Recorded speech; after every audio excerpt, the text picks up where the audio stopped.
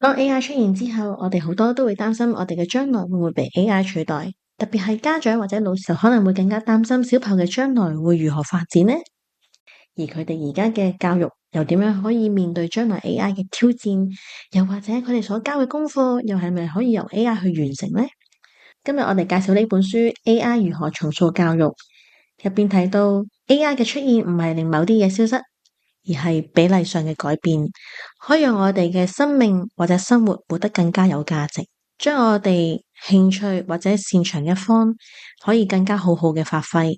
呢本書由台灣嘅親子天下出版。呢本書提醒我哋一件事：AI 嘅出現唔係令某啲嘢消失，而係比例上嘅改變。究竟係咩嘢比例上嘅改變？有啲能力重要性下降，而有啲能力就開始有機會可以浮現。書入面提出5個新嘅觀念，我覺得可以值得我哋好好去思考。第一個，學習動機比學習分數更加重要。以前我哋好強調成績，或者而家都係啦。但當答案隨時可以被生成，分數已經唔代表真正嘅實力。真正重要嘅係孩子願唔願意主動去學習，因為未來變化太快，只要有內在動機，先會令佢持續成長。喺呢度我都想同大家分享一部電影，喺 Netflix 上面可以睇到嘅，中文名叫做《無牌天子門生》。一班被大學拒絕嘅青年人，佢哋就係由細到大習慣被拒絕，而佢哋自立門戶，自己開一間院校俾自己。佢哋入邊有嘅唔係課程，亦都唔係有任何嘅教授，而係由自己嘅學習動機、自己嘅興趣開始去發展一門學科，由自己做老師，自己做學生，學生與學生之間互相去學習，大家都係循住自己嘅興趣去發展。呢一部戲，我覺得好值得社會上任何嘅人士去睇，唔單止老師，唔單止家長，政府嘅官員，任何人都值得去睇呢部戲。一個人嘅成長，其實除咗考試測驗去測試佢哋嘅能力之外，每一個人嘅學習動機都係非常之關乎重要。第二個觀念係 AI 時代，學識問問題比回答答案更加重要。AI 可以提供答案，但問一個好問題，其實比答一條標準答案更加難。我哋過去嘅教育都係教小朋友點樣答題技巧，但係有冇教過小朋友點樣去思考問題，點樣組織問題？未來嘅競爭其實係問題質素嘅競爭。我哋有時都會可能喺社交媒體上邊評論一啲記者嘅提問方式，好似欠缺一啲智慧或者欠缺一啲嘅技巧。呢個都係咪讓我哋可以反思我哋過往嘅教育係咪就係太着重喺答案方面，而唔係去着重喺提問嘅質素上面？個觀念，學習係過程，過程比結果更加值得被評價。我哋過往嘅教育系統就係將每一個人嘅學習嘅成效、學習嘅結果作為一張成績表，但係呢本書入邊提到學習嘅過程先至更加值得被評價。如果 AI 可以幫你完成結果，咁過程就變得更加重要。正正就係因為 AI 不能夠補償人類去享受每一件事情或者學習一個過程，咁所以人類喺過程當中所做到嘅嘢，反而係 AI 未必做到嘅喎。呢個係咪更加值得我哋去在乎或者關注呢？我哋包括小朋友喺過程中點樣去嘗試，點樣去修正，點樣面對失敗，呢啲正正就係 AI 做唔到嘅嘢。我哋嚟緊嘅教育，或者我哋嚟緊，無論小朋友定係成年人，我哋可能更加要着重我哋每一個體驗或者學習嘅過程。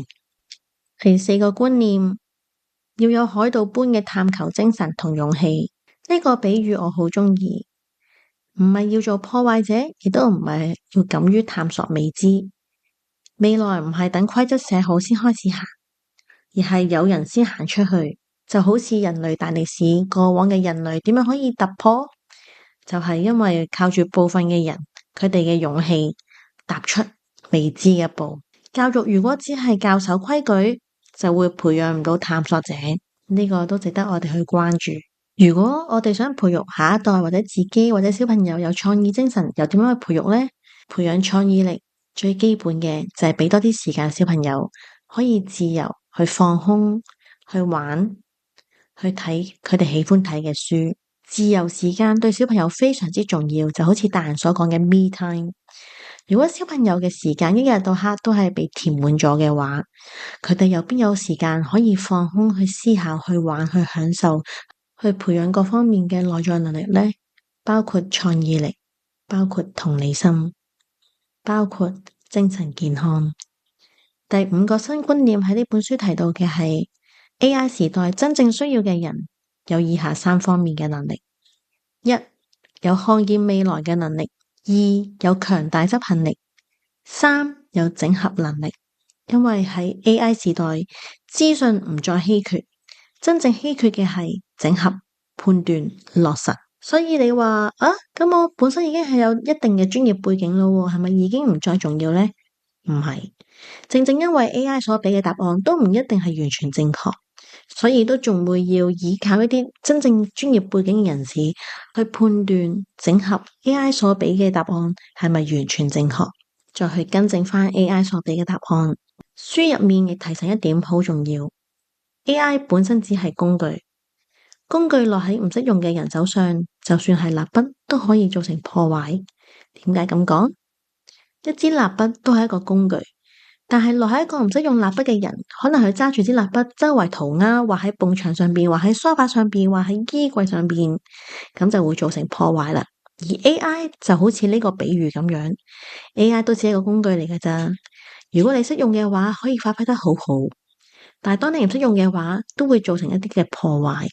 所以問題係可唔可以用 AI，而係點樣用 AI。我哋唔需要禁止或恐懼 AI，而係陪小朋友去認識呢一個新嘅工具。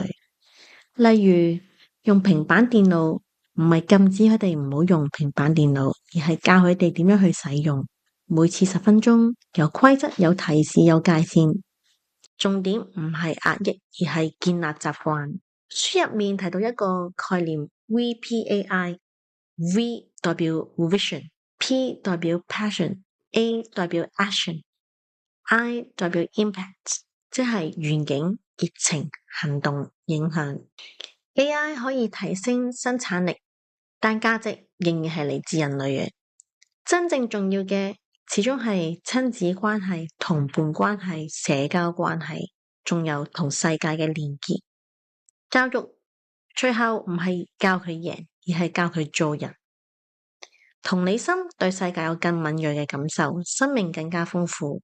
呢啲係 AI 取代唔到嘅。如果我哋能夠善用 AI，佢會幫我哋節省時間，而節省出嚟嘅時間可以用嚟做更加重要嘅事，例如係陪伴啦、思考、創造價值。呢本書唔係科技操作指南，而係提醒我哋教育要轉向，唔係追分數，而係培養未來嘅能力。注重小朋友嘅成長嘅話，呢本書值得你慢慢讀，因為未來唔會等我哋準備好先開始。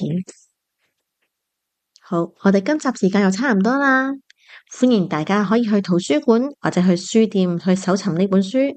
呢本書叫做 AI 如何重塑教育，由台灣親子天下出版。好，多謝大家。如果大家喜歡嘅話，大家可以 like、subscribe 同 follow 我哋嘅下一集。多謝。